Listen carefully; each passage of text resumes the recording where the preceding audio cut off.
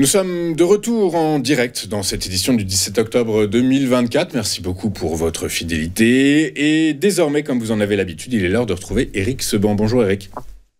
Bonjour. Bonjour, merci beaucoup d'être avec nous ce matin Éric. Vous êtes trader, formateur et coach avec nous tous les jeudis pour commenter l'ouverture de la séance à Francfort. Hier Éric, malgré un environnement... Hier, le DAX s'est accordé une petite respiration. Il a lâché quelques points de pourcentage, pas grand-chose. Ça reste symbolique, 0,18%. Ce matin, les cours semblent être repartis à la hausse. Du coup, légère frayeur hier, mais globalement, la tendance haussière de ces dernières séances devrait se poursuivre.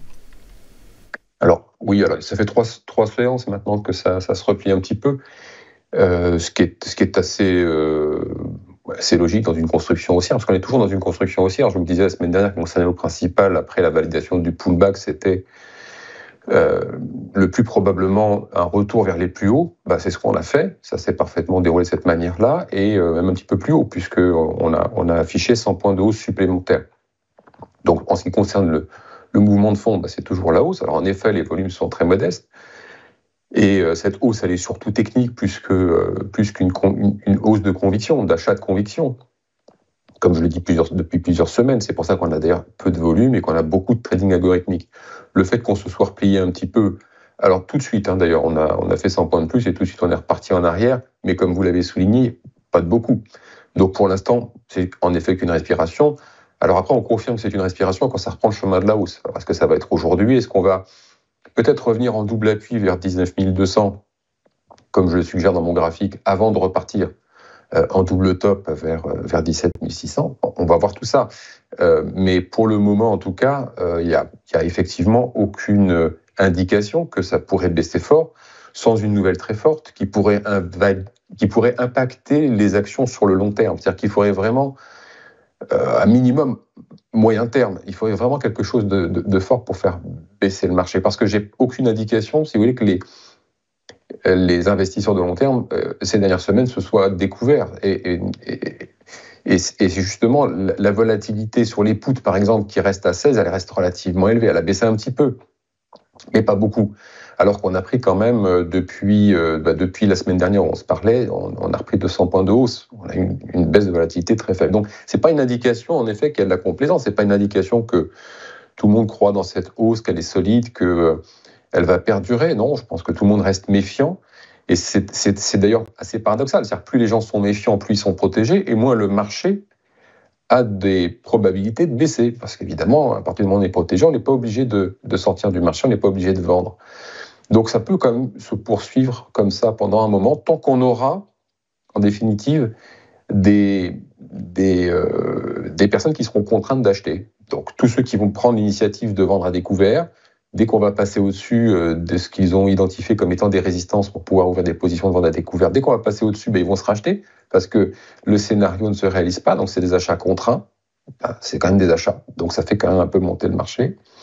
En face de ça, vous avez des gens qui vendent parce que on monte d'un cran, donc ils prennent des bénéfices, donc ça s'alimente toujours pareil dans des faibles volumes.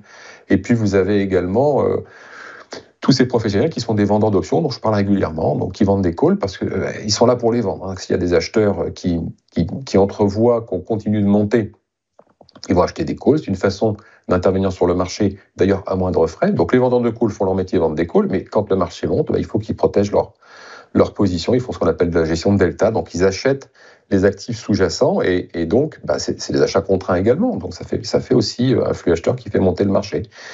Donc voilà, quand j'explique des contraintes techniques, quand j'explique des achats contraints, c'est ces deux acteurs du marché, ces deux intervenants, qui justement peuvent concourir à ce que l'on monte un peu plus. Ce qui s'est passé depuis qu'on a déplacé 19 000, parce que quand on était un petit peu en dessous, quand on revenait en double top, après la baisse du mois d'août, je vous disais, ça va monter sans doute un petit peu, mais sans qu'il y ait de volume, parce que justement, il ne peut pas y avoir le flux des investisseurs de conviction. C'est les gérants qui se mettraient à payer sur les plus hauts. D'abord, c'est pas ce qu'ils font habituellement.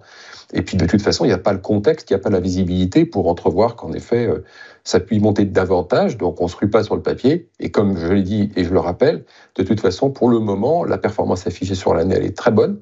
Donc, il n'y a pas de raison de se précipiter. C'est la raison pour laquelle on n'a pas d'initiatives. On n'a pas beaucoup d'initiatives à la vente, pas beaucoup de ventes à découvert, surtout la semaine dernière, je vous le disais, on vient de valider le scénario de pullback, c'est-à-dire qu'on a dépassé, on est revenu sur le niveau de résistance, on rebondissait dessus, et jeudi dernier, on validait justement ce rebond. Alors à partir du moment où vous avez ça devant le graphique, devant le nez, vous n'avez pas beaucoup d'initiatives de vente à découvert. C'est pour ça que ça peut monter dans le vide.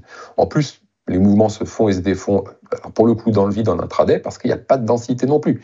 Il n'y a pas d'acteurs, il n'y a personne dans le carnet, pas de volume, pas de contrepartie. Donc on peut faire déplacer très facilement le DAX avec peu de contrats. Vous pouvez faire bouger, moi je vois régulièrement dans la journée le DAX qui se déplace de 8-10 points avec moins de 15 contrats. Donc il y a très très peu de densité. Ça favorise évidemment de la volatilité intraday et le développement de mouvements avec peu de volume, peu de contrepartie. Donc finalement, quelque chose qui se passe sans aucun intérêt. Voilà, sans aucun intérêt de hausse, de conviction haussière.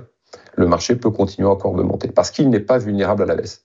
Parce qu'il n'est pas vulnérable à la baisse. Écoutez, merci beaucoup Eric de nous expliquer tout ça, de nous préciser comment est-ce qu'on peut comprendre l'analyse chartiste, graphique, technique. Qu'est-ce qu'une contrainte technique et comment est-ce qu'elle fait bouger les marchés à la hausse ou à la baisse. Là, en l'occurrence, c'est une contrainte technique haussière. Merci beaucoup d'avoir été avec nous ce matin. On marque une courte page de publicité. On se retrouve juste après avec les Market Movers de Richard Mourin. Tout de suite sur TF Finance.